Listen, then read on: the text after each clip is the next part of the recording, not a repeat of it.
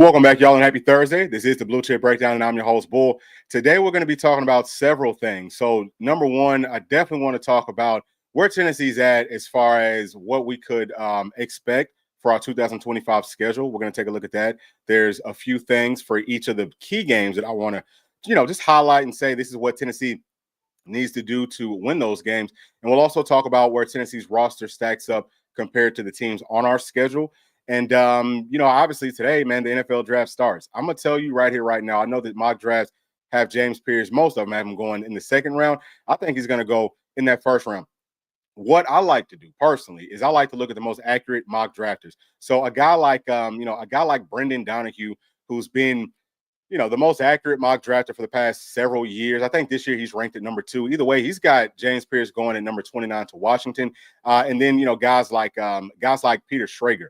He's got James Pierce going number 31 to Kansas City. So whenever you look at James Pierce, there's a couple of like major factors that I think the scouts, coaches, and GMs on the NFL level are looking at to see, hey, where are we going to pick these guys at? Number one is definitely going to be about what do you do on the field. We all know that James Pierce, for the past couple seasons, he's been wreaking havoc. I mean, he's racked up sacks, and he's been getting doubled and, triple teamed. Actually, last season, he had the highest pressure rate of all pass rushers, period. So he can do it, and he did it inside of the SEC. So I think that says a lot. He can beat you with power. His first step is crazy. He can definitely beat you with speed. Doesn't have a lot of secondary moves, but for me, that just says, hey, he's got a much higher ceiling because we can add some things to his game, and we saw that he was able to get it done on the SEC level. But then you also, look at him as far as the run support goes. Man, so strong at the point of contact, setting those edges. I think that his run support took a major step forward in 2024. But then the other part of it is you look at his combine stuff because, coaches love to see that. What do these testing numbers look like? So at the NFL combine, measures in 6'5", 245, runs a 4.4, a low 4.40 on a laser with a hoodie on. I think that says a lot about his speed. His first step, like we talked about, that's crazy. And if you look at the on-the-field drills, for me, he was like top 1% of all the players that went in the NFL combine. So I think that he is going to go first round. I wouldn't be surprised if he goes a little bit higher than what some of the experts think.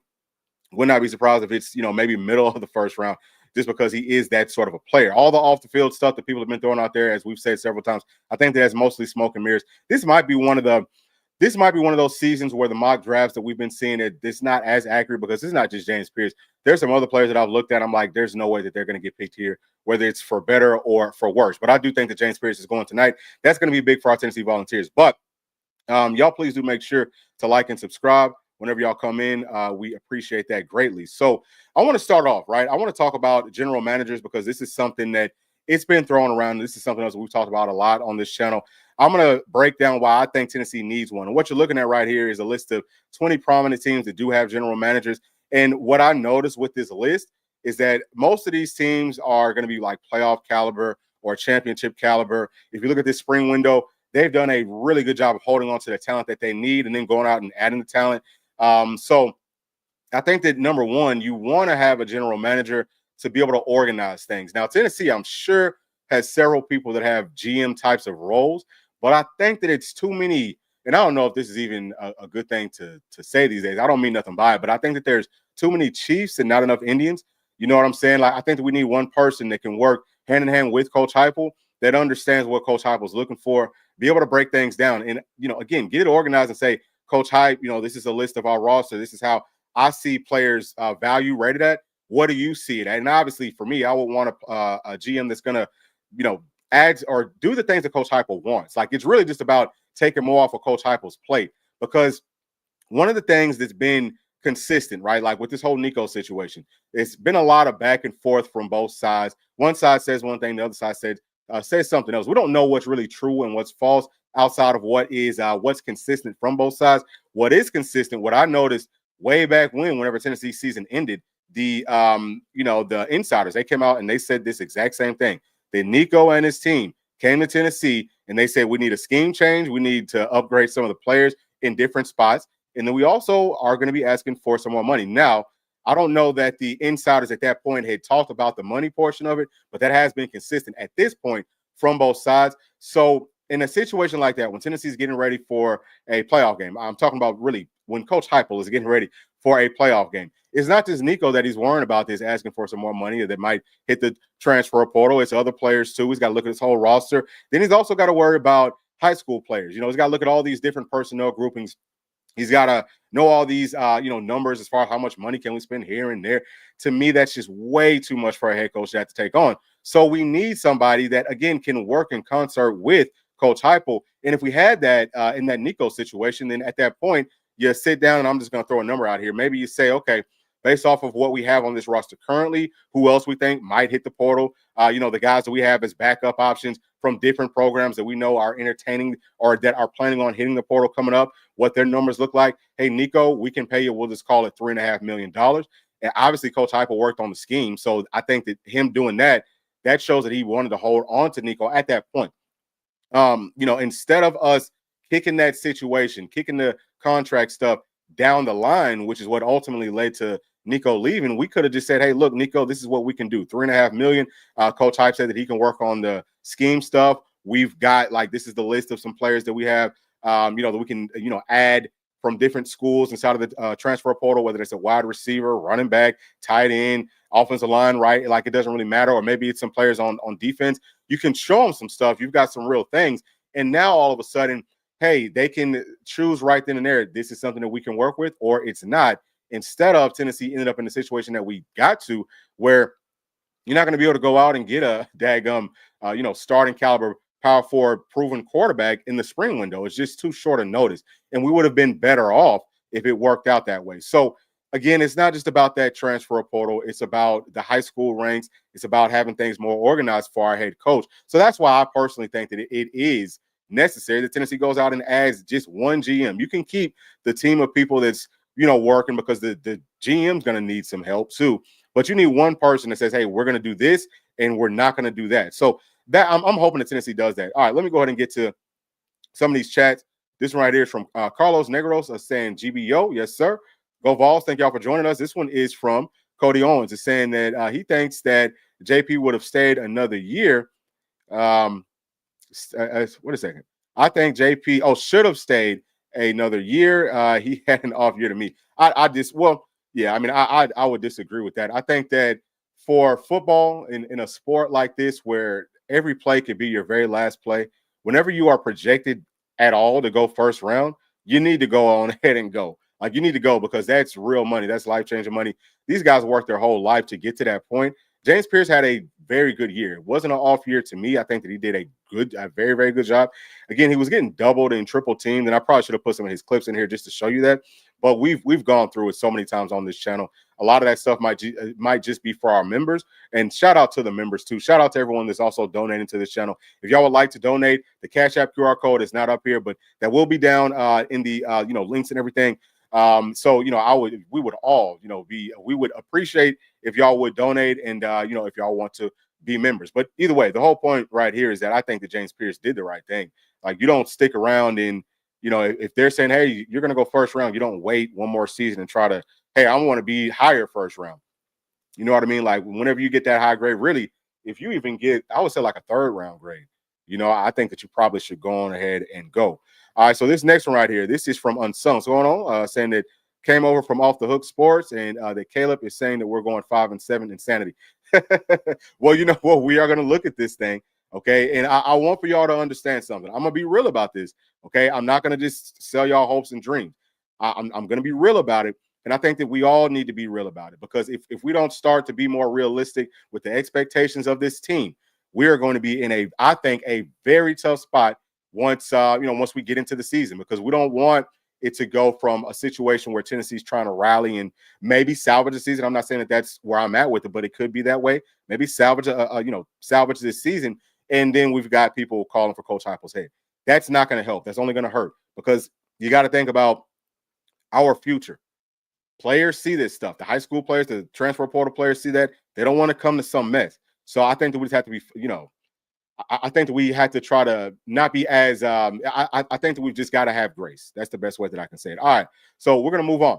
All right. We're going to move on from those GMs. We can always come back to it. I would love to hear y'all's thoughts on that as well. So I want to come back to this. This is the post-spring outlook of Tennessee. It's just the strengths and weaknesses of our team since spring practice ended. And I've shown y'all this before, but I wanted to bring it back up for a couple of reasons. Number one is that Tennessee's lost several players, and we added one since the last time that we looked at it. But nothing's changed for me as far as the strengths and the weaknesses of this team. The second reason is that just like we just saw, Caleb comes out, and I'm not really talking about him. I'm talking more about like national media members.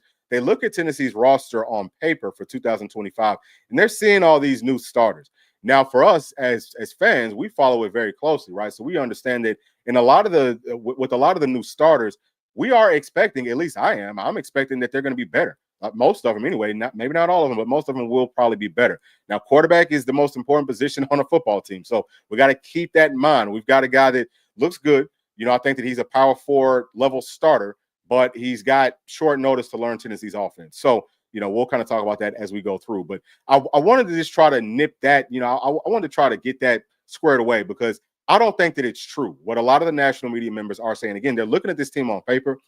I just don't think that we necessarily would have been taking this step back this year. Now, just talking about strengths. Number one for me is definitely going to be scheme. Actually, if you look at the strengths and weaknesses, some of the stuff as far as weaknesses might get canceled out by some of the strengths. I think that the scheme could cancel out some of the weaknesses that Tennessee has, like the young quarterbacks and the young wideouts.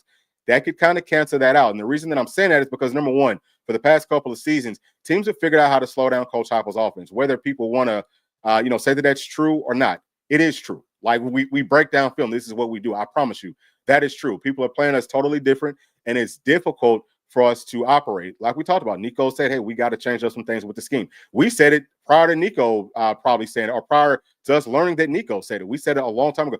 It has to get upgraded. You've got to add some things to it. And what I mean is like some underneath stuff, some crossing routes, like some drags, some slants, just some simple stuff that are quicker reads for the quarterbacks so that they can snap the football, go through the fake, 1, 2, 3, throw the football, and get it to your young wide receivers' hands. That's going to be big for these guys that are freshmen or, just a little bit younger so that they can just be good athletes, which that wide receiver room, nothing but good athletes. All those scholarship guys are really, really good just from a talent perspective. But you get them the ball in an easy situation in some space and let them go to work. That's going to be very beneficial. But like we said, it's easier for the quarterbacks, where it's not like last season or in 2023, where the quarterbacks had to hold on to the ball longer. That's harder on the offensive line. And then they've got to fit the football into some really tight windows down the field because that's what they had to do, just because teams figured out what to do to slow us down. So it was a lot more difficult last year, but now it should be a lot more user-friendly for really everybody on the offense. And also with Tennessee's running game. Now, we know that the running game has been there with Coach Heupel. We'll talk about that some more in just a second. But, versus some of these teams, like we'll say Georgia. Georgia runs that mint front. And with that mint front, it's tough to run the inside zone. We did a good job of it last season. That's a huge credit to Dylan Sampson, to Peyton Lewis, and to the offensive line, to those tight ends, everybody blocking. Also, with the quarterback, having the option for the quarterback to move around and be a threat. But now with Tennessee adding hopefully some more outside zone stuff, that's a great thing. Outside zone, stretch plays, that's great to run versus those mid fronts. So saying all that just to say, I think that the offense is going to take a huge step forward, and we definitely need that. Now next is going to be the offensive line. I think that the offensive line depth is still good. We lost 3 players. Larry Johnson, he's a veteran tackle, had a chance to be the starter on that right side. Love him. Think he's really, really good. Does kind of hurt to lose him, but at the same time, I think that we're still fine with him gone. Trevor Duncan, he's a younger tackle. Loved his upside. Think that he was going to be very good. He's not playing anymore. Hate to see it. Then we also lost Aiden Bustle. He's a veteran guard, probably, third string-ish. So I think that while you hate to lose all these players, I still feel like the depth is good. I'm looking to tackle. We still have Bennett Warren, who is very, very highly rated, and Jesse Perry. We still have those guys. And then, we'll see what Jeremiah Hurd gives to us. Brian Grant, and I think we've got depth there. We've got depth everywhere on that offensive line still. So I think that that's definitely a strength. And again, that works hand in hand with the new scheme, with the young skilled players. The offensive line's got to be able to hold up. But if the scheme is saying, hey, we can get the ball out of our hands quicker, you don't have to hold on to the blocks for as long, that helps. But then also, I think that whenever we have to push the football down the field, because we still got to do that, they'll be able to hold up better. We've got just more depth. I think that we've got more, I think that we have better starting caliber players there too. That also helps with Tennessee's running game because, like we just touched on, Tennessee, the running game is going to be there based off of the scheme. We're going to spread the field out so that we have lighter numbers inside of the box. That's why that mid front is a problem, because you can slow down inside zones with a lighter box. And we did a film breakdown on that. If y'all want to check it out, there's a whole lot of good info there. But we could anticipate that even though we're losing a guy like Dylan Sampson, who had a whole bunch of carries. I think that he did some beautiful things. We don't know that we're going to have another Dylan Sampson this season. We just don't. Now, I didn't know that Dylan Sampson was going to have the season that he had last year either. So maybe somebody does step up that way. But I think that because, looking down at the running back depth, we have 5 guys there that I really, really like. I think that the staff really likes all those guys too. 2 of them would be freshmen. One of them star. He's a, incoming transfer guy. He's still new. But I think that as a veteran player, period, on the Power 4 level, he's going to understand what it takes to succeed on this level. So maybe now Coach Sims will rotate the running backs more and keep them fresh, because the other part of Dylan Sampson last season is he had a great year, but in the playoff game, he couldn't go because he was too banged up. 258 carries inside of this system, that's just too much. That's just way too much. You got to be able to split that up. And I think that we can do that this season. And we should be fresher if we can get to a playoff situation. We don't know what's going to happen just yet. But obviously, all these things work hand in hand. The offensive line, everything starts there. But I feel like we're going to be in a good spot from that perspective. A lot of new starters, but I think that they are, maybe going to end up being better players. I would say that they are more talented. Now, let's talk about the tight ends, because I think that the tight end depth is going to be huge for Tennessee. Reason for that is we all know that we've got some new quarterbacks coming in with this system. To start the season off, expect that 12 personnel. Expect to lean on that running game. Expect 35, 40-plus carries every game until the quarterbacks get settled in. They got to find the confidence first. And once they find the confidence within themselves, the staff will find that confidence to open it up a little bit more. So because we've got so many guys here, and yeah, there's a whole lot of young guys, but they've looked good over the course of spring. They've got all of summer to get bigger, faster, stronger, learn the system better, which of course they will do. I feel great about that. This is what Tennessee's going to have to lean on, especially early on in this season. And the last thing, and last but not least, is definitely Tennessee's defense. Last season, that was the strongest part of Tennessee's team. Will we be able to replicate that? I think that it's possible. Now, I will say this. I feel like Tennessee might be upgrading at every spot except for up front with the depth. Now, y'all can see that with the weaknesses, tackle depth is something that I'm a little bit concerned with. Obviously, Tennessee is going out and trying to get a tackle. I think that Tennessee needs to, we talked about these boosters, trying to, they said, hey, we're going to spend money and build this team up out of spite just to try to spite Nico. If that's the case, go out and get you got to at least at bare minimum get you the best one out there. But I would add 2. Just based off of what I've seen from what's inside the portal. Now, somebody else could pop in that's a little bit more of like true starting caliber. But there are some guys that aren't that big of a step down from the starters that we currently have. The reason that I'm bringing up tackles first and foremost is because Tennessee's defense and every defense, for you to be good, you got to stop the run. And stopping the run starts with the middle of your defense on that first level. You need that tackle depth. That is critical. If Tennessee goes out and, again, for me, add 2 good defensive tackles, I think that we're going to be just fine everywhere else. Now, you could look at James Pierce, who we just talked about. He's not here. Does Joshua Josephs take a step? What about Caleb Herring? What about Jordan Ross? Like, we've got some good names. We got guys with some talent, which is why I think that it might not be as much of a step back. Just from the Leo side, from that strong side, I think that we're going to be just fine because we didn't really lose anyone from there. So I think that Tennessee's defense should be on par with what it was last season. I honestly think that. Now, I know Tennessee's also targeting a linebacker. That tells me that, hey, we've got a lot of names. We've got a lot of bodies inside of that linebacker room, but maybe they feel like these players, some of the injuries and stuff, maybe they won't be, able to go as much, or it could be like a lingering, nagging injury. So you need a little bit more depth. But I love all those linebackers. I love Tennessee's secondary. We lost a couple of safeties, but I think that the backup star might take a step forward with Caleb Beasley. I think that the cornerbacks, looking at guys like J-Mac, he looks really good. I think that William Rice looked really good. I think that Tyler Redmond's going to be really good too. So my whole point here, y'all, is I think that we actually have added some more quality depth on our defense for next year. And I would expect that, that we can do some really nice things there. Now, just kind of coming back to these weaknesses, I'm going to talk about our young cornerbacks first. Well, we just kind of touched on that, right? Like, we've got guys like Tyler Redmond. I think that he's going to play, but I think that he's going to play well. Played at the highest classification in Georgia for several years. I think last year they were in the second highest classification. His team won back-to-back state championships. His teammate Dylan Lewis, he's up there too. He can play corner. He can play star. We still have plenty of players there. So while they might be young, I think that they're talented, and they only would probably need to play for like the first few games, until we get everybody back. As far as star, as we touched on, I feel like Caleb Beasley, he's a young guy, but he's played inside of Tennessee's system, but he's looked so much better this season compared to last year. His body, everything, just his movements. I think he's going to be just fine playing as star. We know that that's big as the backup star because Boo Carter is going to have to miss some time because he's going to be playing in all three phases. So, that's how that looks. I'm not overly concerned about it. But the young wide receiver room, just like we said with those tackles, we absolutely have got to go out to the transfer portal and spend pretty much whatever it takes to bring in a really, really good veteran wide receiver. That's first and foremost. But then I would also say, man, if you could bring in one more guy, like I know that Tennessee's targeting a guy that's 6'4". Actually, let me show y'all this. Targeting this guy right here, man. He's 6'4". I haven't watched too much of his film just yet. We'll talk more about the transfer portal stuff on Friday's video. But yeah, I'm liking him. You know what I'm saying? I think that you want to go out and add another big guy, but we have to add at least one.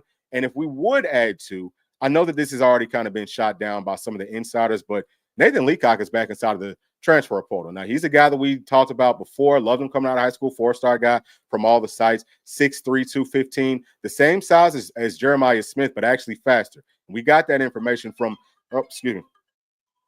I got my bad. I got this daggum thing going off. But we got that information from PFF, right? That he actually literally is faster than Jeremiah Smith. Doesn't mean that he's going to be Jeremiah Smith, but he knows Tennessee's system, and that wouldn't be much of a learning curve because, again, looking at that wide receiver room, love all those guys. I just think that you need to add some more bodies. For me, Nathan Leacock would be a perfect player to come in, not have to learn too much. He's got a good ceiling and a high upside. Would he be willing to come back? Would the staff be willing to bring him back and have another outside threat? Because right now, mostly what Tennessee has outside of two players is guys that are around 6 feet, 6'2", that can be inside, outside guys. That's a good way to add some depth, as we've touched on previously.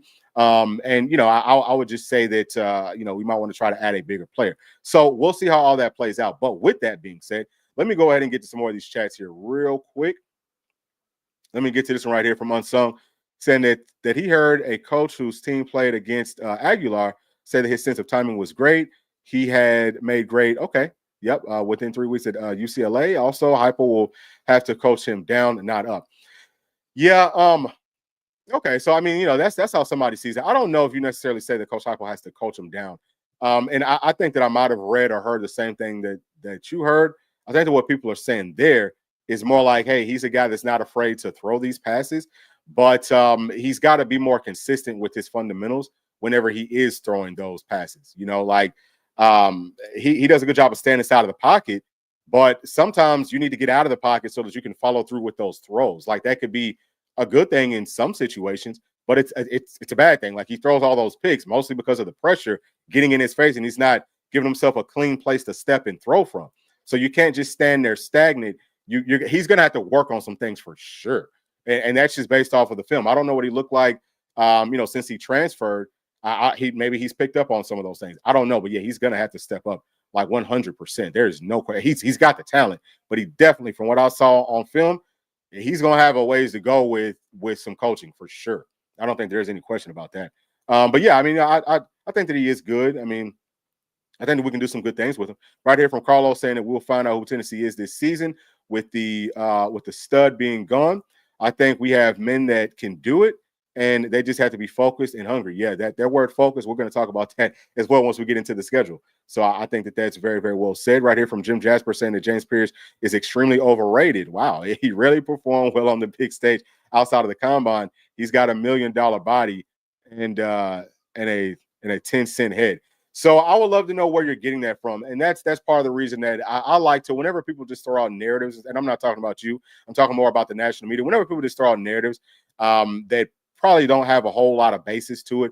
The whole thing with James Pierce, all that I've heard from the insiders, the people that would know, is it was just like really minor stuff. Like they said something about he was having some girlfriend problems. Well, listen, these are college kids. They're probably all having some type of girlfriend problems. You know what I mean? Like that's a total non-factor for me. I don't think that has any impact on someone's draft stock as long as he's not hurting people. You know, like was it one of those situations? That would be different. And I don't know that the insiders would tell us that, but if that's not the case, then okay. There's also been some things that's been floated around about there's just a lot of false narratives that's been thrown around that I can tell you for a fact isn't true. All right. So also just going back to him being overrated, he had the highest pressure rate of all pass rushers in college football last season. He's not nowhere near overrated at all. I mean, the one thing that he might be able to work on is closing. But if you look at some of these guys, like the kid that played for the Aggies last year, Stewart, that they're trying to put over James Pierce, Do you realize that he had 4.5 sacks over 3 years playing? 4.5. What did James Pierce have last season? What, like 6, 7, 8 last year? I think before that, what did he have? Like 10, 11? This guy had 4.5 sacks over 3 years. You want to talk about overrated? And a lot of people have him getting drafted over James Pierce. I don't understand that. I sincerely don't. Like, he goes to the combine, he has a good showing with his jumps and things like that. That stuff looks good. But it's times like you could talk about, oh yeah, he's jumping really high. So we think that his first step is good. But the great thing about the NFL combine is that you've actually got that 10-yard split. You can see that James Pierce's 10-yard split was faster than Stewart's was. So there's just so many things that I disagree with personally. I think that James Pierce played very well. Think about the hype leading up to this season, saying that he's the number one player in all of college football. What do you think that means outside of, well, he didn't have 35 sacks, so we think that he's a bust? No, that's not the case. What the case actually is that these teams were game planning the hell for like a lot for him. Double teams, triple teams, chips. Okay. They were sliding everything to James Pierce, and he still had the highest pressure rate. So I totally disagree with that. Totally disagree with that. All right, now let me go ahead and get into the next portion of it. We're going to take a look at this schedule. Okay, so this is Tennessee's upcoming schedule for 2025. What you're going to see to the right of the schedule of the key games we're going to be talking about are the one or two things that I think Tennessee needs to do in these games to win these games. And if you see it in green, then that means that Tennessee has the stronger roster. If it's in red, Tennessee has the weaker roster. Now, there's 4 teams at Tennessee. I know Tennessee has a weaker roster than on paper on Tennessee's schedule. Those are not guaranteed losses. The ones that we have a better roster than, that's not guaranteed wins. And we know that from last year, right? We didn't have a better roster than Alabama or than Florida. Their roster was stronger than ours, but we beat both of them. The roster was better than Arkansas's, but Arkansas beat us. Now, is that because of the road woes? It definitely could be. That's something that Tennessee needs to get figured out. But it's not going to matter for the first game versus Syracuse because that one is at a neutral site. And I think that Tennessee, obviously, man, listen, Vol Nation is going to travel well to that game. It should feel like a home game for Tennessee. But the biggest thing for me in this game for Tennessee to win is going to be toughness. Syracuse is going to play a tough, physical brand of football. We all know that. Tennessee, I think, is the bigger, faster, stronger team. We have to prove that early on in that game. We got to do it consistently, okay? And also, like we touched on, I feel like we're going to see a whole lot of 12 personnel run the football probably 35, 40-plus times. So the toughness, right, with the got to win both lines of scrimmage, and the running back have to hold on to the football, all that. We just have to play a tough brand of football. And if Tennessee does that, I see us winning that first game. The next one versus ETSU, of course, I have us winning that one as well. And one of the things that I'm definitely looking forward to with that game is going to be with the quarterbacks. I want for them to, maybe find some confidence. They're going to have to find it really quickly because the next game we're hosting UGA. And as y'all can see, I think that the only way that Tennessee wins this game is if the quarterback balls. Now, it could be a situation where the quarterback balls and Tennessee still loses, just because I think that UGA's roster it's significantly stronger than Tennessee's. It's just honestly speaking, it just is. And if you don't have a quarterback that's a daggone baller, it's going to be really tough to beat that team. The reason that I'm saying that is because Georgia runs that mint front, as we talked about. With the mint front, you can slow down what Tennessee likes to do by spreading out that field and trying to run on lighter boxes because of the way that defense lines up. It's hard to get that push. Now, last season, Tennessee did a really good job of running the inside zone, versus UGA. I actually think that we opened things up a lot in that first half. Scheme's going to be big here too, because whenever you're talking about this stuff, with Tennessee scheme change and all of that, for the first half of this season, especially versus UGA in week 3, and some of these third and gotta habits, fourth and gotta habits, goal and gotta habit situations, UGA is going to see some things that they haven't seen up to this point from Tennessee. So we might be able to catch them off guard. So that should give you some hope. But the quarterbacks have to find confidence because with that mid front, you have to put the players in conflict, different players. And you can only do that with your quarterback's threat of his legs. It's got to be run-pass options. The reads have to be right. The passes need to be accurate. And they're going to have to use their legs some. You got to have that real threat that you can run it and that you will run it. And then things open up significantly versus that mid front. And I think that everything else outside of the quarterbacks, I feel confident with Tennessee. I know we've got some young wide receivers, but they're dogs. You understand that? They're dogs. They're real dogs. They're going to go. They're not going to back down from this situation. I mean, listen, we got Mike Matthews. We got Travis Smith. They're from Georgia. They know what this is about. They want to win that game. They will play well. I promise you that. I guarantee. Those two, I'll close my eyes and I will go to the bank and guarantee that they are going to play their hearts out. They're going to ball. Okay, who else? Braylon Staley, dog. Brazel, I think he's got some dog in him. Will it come out this season? I'm thinking that it probably will. Tight ends, we already know. Listen, Ethan Davis, he's also from Georgia. He can't stand those guys. All right, listen, they're gonna have a really good game. All those tight ends, offensive line, I think is better, like we touched on. So I feel like Tennessee has a chance if the quarterback balls, but unfortunately, I've got to count this one as a loss. I listen, love Tennessee, hate Georgia, but I have to just be honest with you. I think that one is probably going to be a loss for Tennessee just because it's so early. If they can happen a little bit later, I would feel more confident. And of course, that's subject to change. Next is versus UAB. So looking at UAB, of course, we expect for us to win that game. It might be like a get right game. If the quarterbacks didn't ball out, maybe they can find their strides with this UAB game. And I think that they'll need to do it because next we get to go to Starkville versus Mississippi State. Now, I know that Mississippi State doesn't look great on paper, but what we know about Tennessee and Mississippi State and also Arkansas, we struggle versus those teams for whatever reason, especially whenever we have to go there. So that's a game that I think Tennessee needs to play focused. It's going to be all about the focus, not just with those quarterbacks, but I think especially with those quarterbacks. Let's not have careless turnovers, right? Like, let's not throw careless picks and all that. Take care of the football. We should be able to, hold on to drives and things like that, drive the ball down their throats because it's all about that front seven play. We match up very well versus Mississippi State from that perspective, but also they run the same offense that Tennessee runs. So, Levy, for me, last season, he ran that offense better than Coach Heupel did. A lot more wrinkles to it. But I think we had a really good game plan from Coach Tim Banks in that game. But, they've got some guys that can make some plays, and that offense can be tough to stop. So the defense needs to be focused. It's all about reading your keys and not getting thrown off by that tempo and things like that. It could be easy for us to, maybe fall asleep in this game, because we have a bye coming up. So after the bye, we're going to get to host Arkansas. I think that Arkansas is a very good football team. Obviously, they beat us last year. One of the big things about this game is that it is going to be in Neyland. I expect the Vol Nation is going to play a major role, just like we always do in this game. It's going to be tough. Okay, for Arkansas. Now you got Bobby P as the OC with Taylon Green, who I think is a daggum baller. This kid's 6'6", 230 pounds. He can throw it. He can run. Second year inside of that system is going to be tough. I think that they did some nice things. We had a nice game plan, but they found some success. Might not have put up a whole bunch of points, but they found ways in third down situations and things like that to maintain drives. So we are going to have to have our defense step up. Defense has got to play well. We got to get pressure on the quarterback consistently. We all know that whenever Coach Banks goes up against these mobile quarterbacks, that's the main point. We're going to slow down what the quarterback does, but we also got to hit him, and we got to hit him hard. We got to make him not want to run, make him want to pitch it. The same thing that we did last season, but I think it's got to be a little bit better. So, excuse me. Outside of that, it's going to be about the offensive scheme. We also know that versus Arkansas last season, they ran that funky defense where, they've got 4 guys deep most of the time, sometimes 5 guys deep. And you'll have some safeties and all that, maybe some corners, some nickel players coming inside of the box late. They'll show you that really light box, and on the snap of the football, they're creeping in. So it's going to be big to see, hey, has our scheme gotten to the point that with these funky defenses, we can find success? That was the main problem with this whole game. It was that, and then from last year, it was that, and then the offensive line was, kind of banged up. They were out of shape and all that, talking about those tackles. So I think that we can find success. I think that the scheme is going to be big, but we also have to execute, obviously.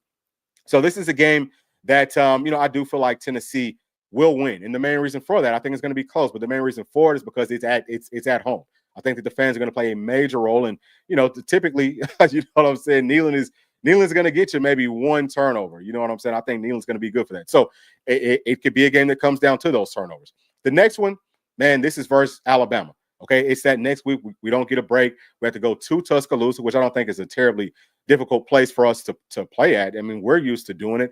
But you have to ask yourself, how do the quarterbacks feel about it? Because there's a lot of cachet with that Alabama name. If it's any of these guys, are they going to be okay with, hey, we got to go play, inside of whatever it's called now, Saban Stadium? You know what I mean? If they don't just freak out about who they're playing and where they're playing at, I think that Tennessee can find some success in this game, but it's going to be mostly about just sustaining drives and finishing drives. And I mean this on both sides, right? So with the offense, obviously, you have to try to keep Alabama's offense off of the field. Now, it's not going to be like what it was last season, where they've got a quarterback that's super mobile. I think that Ty Simpson's going to get the start. He can run. He can scoot. He can do some things with his legs, but he's more of a pocket passer, and he can throw from outside of the pocket. So it's going to be a little bit of a different game plan. It's not just about, hey, stop this quarterback, you stop this team. I think that their offensive line, I know that they've got some tackle depth, but I think that they're going to just kind of get back to what we saw with Coach Kalen when he was at Washington. I think it's going to be more similar to that, in his last years at Washington, where the offense starts to click. I think that they're going to start to figure it out. They've got some really good skill players. They've got obviously some very good wide receivers. And I think that offense can be difficult to stop. So we're going to have to get off of the field. We're going to have to make some stops, but we also want to try to keep them off the field with our offense by, having some longer drives. And once we get into that red area, we got to get some points out of that. We have to put up points. And I think that if we could do that, then Tennessee could be in that game. But I'm going to go ahead and count that one as a loss as well, as much as it pains me. So the next one is going to be versus the Kentucky Wildcats. And this is the weird thing about them is, Tennessee typically always beats them. But it's like, what is it, y'all? It's like every 8, 9, 10 years, they find a way to freaking win, especially whenever we play there. It's like typically one of those just nasty, mucky games. It's probably going to be raining and just cloudy and gloomy and all that. That's how it always is. And it feels like in the games that we lose, it's because of turnover. So I think that, again, the quarterbacks is who I'm the most concerned with in this one. Limit those turnovers. If they can do that, then I think Tennessee wins it. And I have us winning this one. So the next one is versus Oklahoma. Oklahoma does have the better roster, and we know that, man, they've got a baller playing at quarterback. They've got some guys now. Okay, they've got some guys. There's no question. They've got a daggone baller playing back there, and I think that Tennessee is going to have to make sure that, for me, really number one is going to be about our defense. Our defense is going to have to find a way to slow down what their quarterback likes to do with that offense and all of that. We got to slow it down for sure. But we also have to be able to run the football. It's similar to what we saw versus Arkansas, where they're going to run, a bunch of safeties deep, have a weird, funky looking box, and bring some people down late. We got to be able to sustain runs. We have to be able to run at will. It's something I think that we should be able to do. But I think that their D lines are going to be better this year than it was last season. So if Tennessee can run the football, obviously this game also is going to be in Neyland.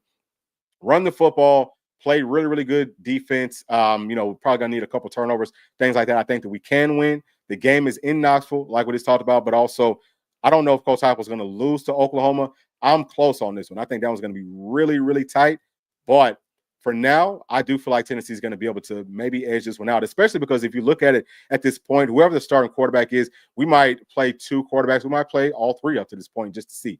But I think that at this point, they should be settled in. They should be more confident and, just kind of like used to this scheme. So I think that Tennessee's quarterback will also be a factor in this game. But I think that Tennessee can win it, and I think that we will win it. So right now, all I have is 2 losses. That's UGA and Alabama. Then we have a bye week before we get to host New Mexico State. They were really bad last season. I think that they only won 3 games. Expect for us to win that again. Keep on building up confidence. And then we had to go down to the Swamp to play Florida. So listen, we know that that's a tough place for us to play. We haven't won there in forever. Had to be able to run the football. That's how it always is. Versus Florida, especially in the Swamp, you got to run the ball. We'll see how that looks. I think that Florida's team is, listen, they are bought in. We told y'all that last season. We're like, dude, if this team buys in, they've got talent. They've got some dudes. I know that they lost some, but they added some too. I think that they're going to be really, really tough. You look at Lagway. I think he's a freaking baller. He might, at this point, might be the best quarterback in this league. I think he's a daggone baller. Will he be healthy enough? If he is, especially at this point later on in the season, it's going to be tough, man. Defense is going to have to step up. We got to be able to, hold on to drive, hold on to the football. Cannot let the crowd get to us. Will the quarterbacks get rattled? This is one that for sure, this is a real deal hostile situation. It's not like, going to Tuscaloosa where it's not really like that. This is going to be, that fan base is going to bring it. So the quarterbacks have to be poised. But this is one that I think Tennessee will lose at this point. I have us losing this one. And then we have Vandy. Okay, we're going to get to host them. I think that we have to limit the turnovers in this game because as we saw last season, right, Vandy can come out with that offense. This is Pavia's 6th, 7th year or something. He knows how to run that offense. He's savvy. He's a vet. He's a super vet. So I think he's going to have some nice things going for himself. Of course, it is in Neyland. The crowd's going to probably get to him. But if they come out with a lot of success early on, like they did last season, this one could be a lot closer than people are thinking at this point. So, the defense definitely has to step up. We don't want to give them any turnovers and give them short fields and things like that. But I still feel like at the end of the day, listen, that's still Vandy. We're still UT. I expect for us to win that one. So I have us losing 3 games at this point. I would love to know what y'all think. Is that too low? Is that too high? What do y'all see more losses for Tennessee? I don't have us going 5-7, but just because I think that we have so much talent. And we can do so many things with this offense, especially with this new scheme, that the quarterbacks might not be asked to do too much. I don't think that they're going to have to do too much, and we'll see. Only time will tell. We still had to add some more things from that transfer portal, but I think that we're going to be, I think that we're going to be okay. If we end up only losing 3 games, we could potentially still be a playoff team. You know what I mean? And you have to look at some of these swing games, right? So I'm gonna go back. Arkansas to me, that's kind of a swing game, and so is Oklahoma. Those are the two, and really maybe Syracuse could be also because that one's coming out of the gate. We have a bunch of turnovers. I could see us losing that one, but I think that it's going to be a lot closer with Arkansas and with OU. So those swing games, we have to win those. We got to win. We have to win the ones that we are supposed to win, and we gotta, maybe steal one, right? So I would say stealing one could potentially be versus Oklahoma just because their roster is better, but it is at home. So, I mean, how do you see that? But I think that our biggest 3 rivals probably going to lose those, but we can still have an outside shot to make it to the college football playoffs. Okay, so let me get to this next one right here. This is from Callie Allison's going on Callie saying that she feels like they're undervaluing Tennessee's players like Dylan Sampson, possibly getting drafted in the 3rd round is just thievery. Yeah, man. And you know what? The crazy thing about running backs is that typically they are undervalued. You know what I mean? Like that's just how that goes. Because like we touched on, if you have a good offensive line, I'm not gonna say pretty much anybody, but almost like pretty much anybody can run behind a really good offensive line. You know what I mean? But there is something to be said about Dylan Sampson's skill set. He's got a really good skill set. This is a deep running back class. So Genty, for me, he is the best running back in this draft class, but I actually have Dylan Sampson as number 2. Will he go number 2? Probably not. Like Callie said, it's probably going to be in that 3rd round, but that's still good for Dylan Sampson because, I mean, he could have been going maybe a little bit later. You know what I'm saying? Just based off of how they don't value running backs. So he's probably going to be a day 2 guy. We'll talk about that some more coming up tomorrow. So from David Speaks is saying that BYU Marion looks like a get for us. He is a serious weapon on special team like D. William was.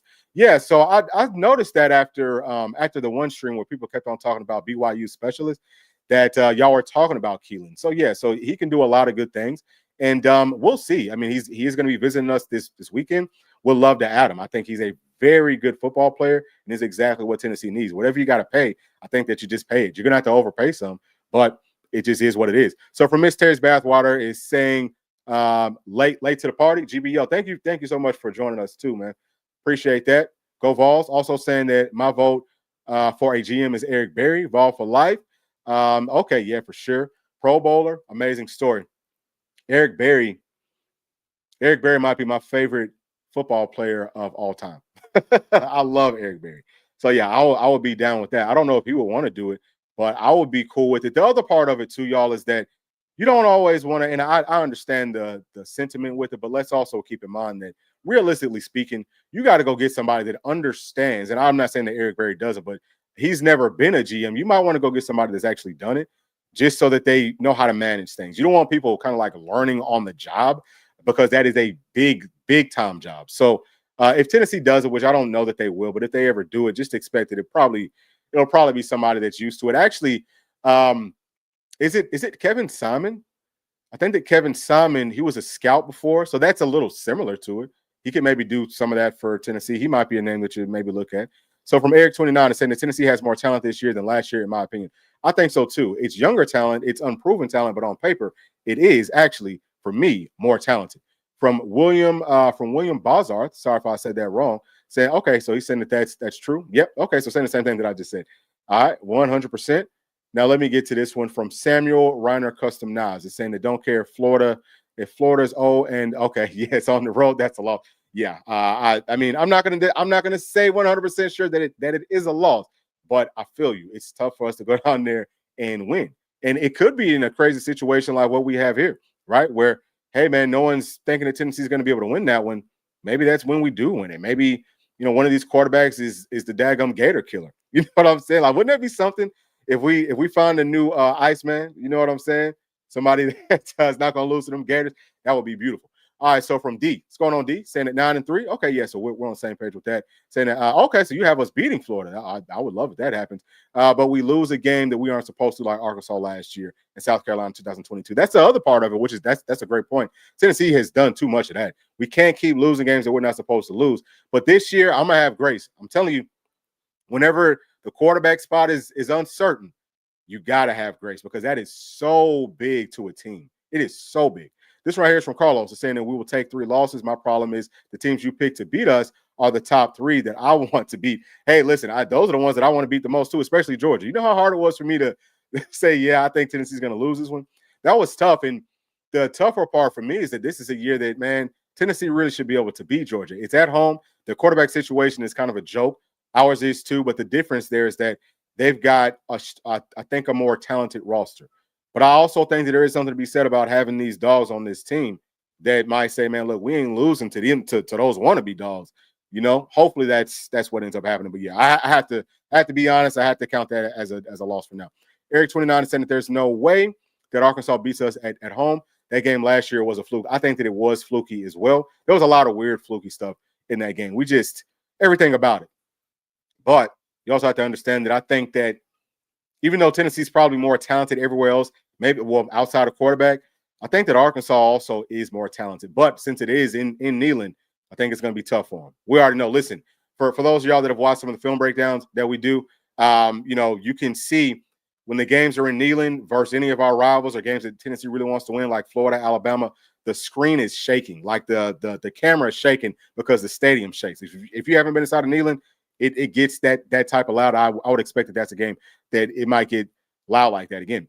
So from Carlos, okay. Saying, okay, I'm sorry. I think that I just got to that one. So I'm gonna try to get through all these chats. This one's from Eric 29 saying that Eric Berry was my idol when I was a kid for obvious reasons. Yeah, dude. I mean, absolutely love EB.